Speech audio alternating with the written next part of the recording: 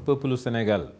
maa ngi leen di sargal ci ndam lii nga xam ne am ngeen ko ci élection yi ñu génn ci premier tour bi muy 26 février 2012 wane ngeen ci ak mat wane ci ak dal te leer nañu ne incha allah le 25 mars 2012 changement bi ngeen bëgg di ngeen ko mottali. xam ngeen ne yéen ci seen bopp kenn ku ci yore woon sa dépense su benn at doo ko jël nga di ko dénk mag mu am juróom-ñett fukki at ak juróom-benn fi mu nekk nii Ablaye Wade dafa war a jóge ci bopp réew mi.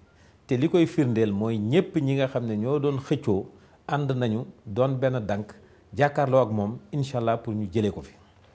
am na ñu bari nag ñoo xam ne voté wuñu woon ñooñu voté wul woon man gëstu naa ci lu bari Mbàkke fa laa jógee démb fan yi yëpp maa nga fa wante ñi ci ëpp foofu moom 55% voté wuñu te Sénégal bu ñu ko xoolee 50% daanaka voté wuñu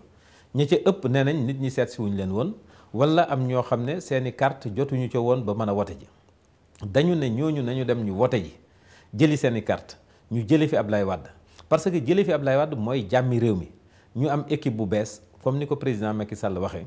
ay nit ñu bees ñoo xam ne askan wi moo leen ñor fexe ba njàng mi dox wér-gu-yaram bi dox bay bi dox chemin de fer dox tali yi baax nit ñi am liggéey Sénégal mën a jëm kanam kon daal maa ngi leen di ñaan incha allah le 25 mars ñu fal Macky Sall bu coalition Benno Bokk Yaakaar mu nekk président de la République bu Sénégal incha allah ñu bàyyi ko mu liggéey Sénégal jëm kanam.